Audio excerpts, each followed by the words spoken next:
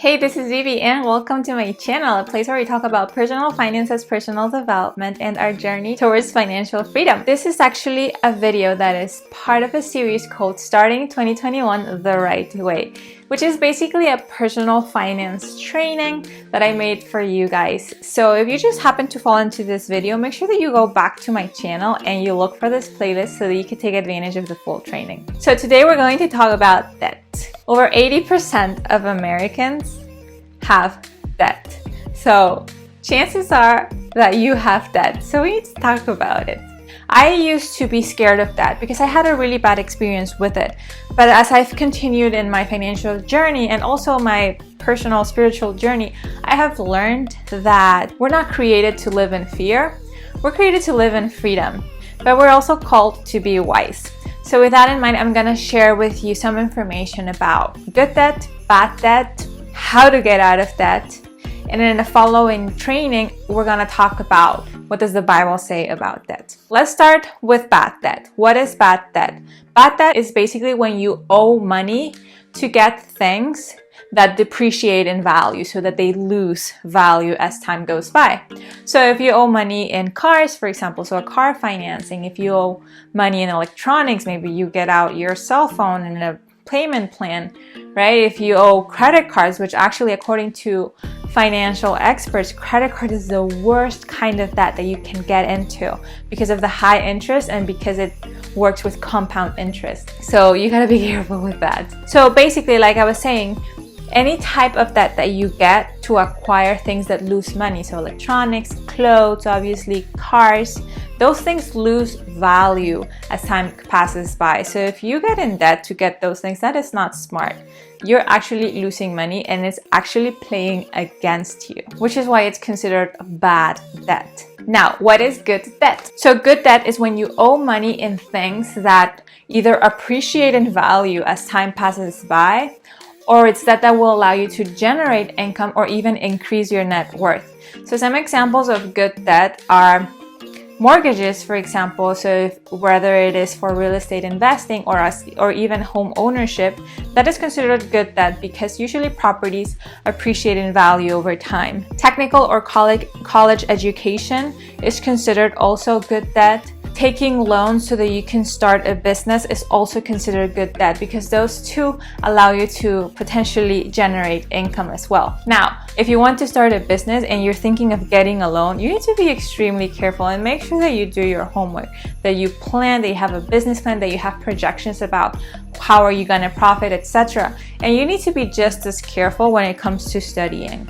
So if you're going to take on debt so that you can pursue a career, make sure that you do your homework about it and treat it really, really seriously. And if you're not very sure, then figure out ways to go through college, maybe going through school at night as you work, and you take your degree debt-free, which is always the best way to do it. Now, whether you have good debt or bad debt, you should always aim to get out of it.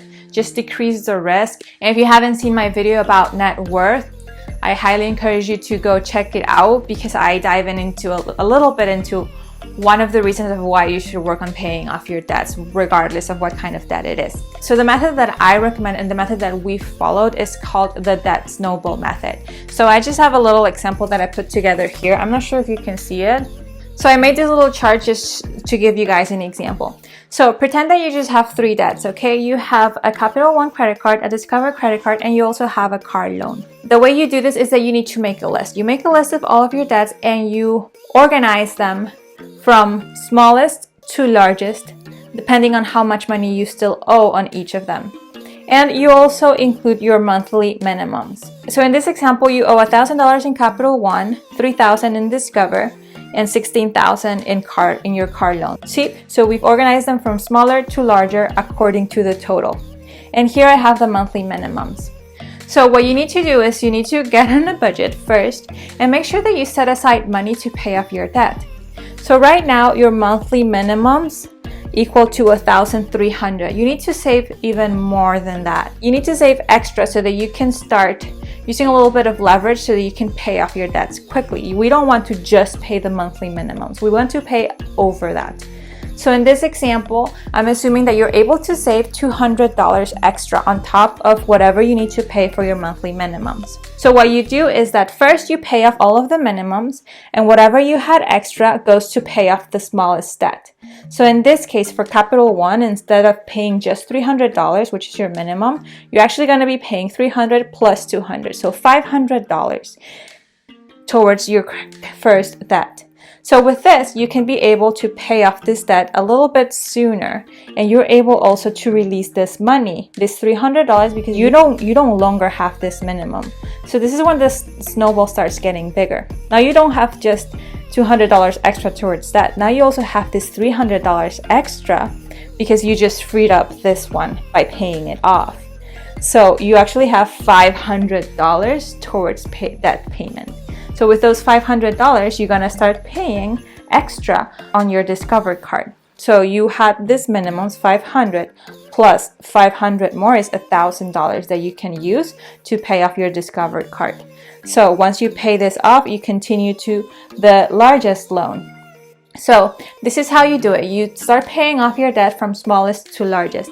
And the cool thing about this is that as you approach and you reach the largest debt, you actually have more leverage because you freed money from the other smaller debts. So besides that, the greatest thing about the debt snowball method, which I love, is that you can stay motivated as you move forward towards paying your different debts. And as we talked in previous videos before, reaching your goals might be exciting, but getting there can be hard work. So you need to find ways to stay motivated. And the thing about the debt snowball method is that you have small wins as you're moving forward. You have some victories, and that is just motivates you to keep going. It's like, wow, this is working. Wow, I can do it. Let's keep doing this. Let's keep moving forward. So that keeps you motivated because achieving this goal, it can be hard work.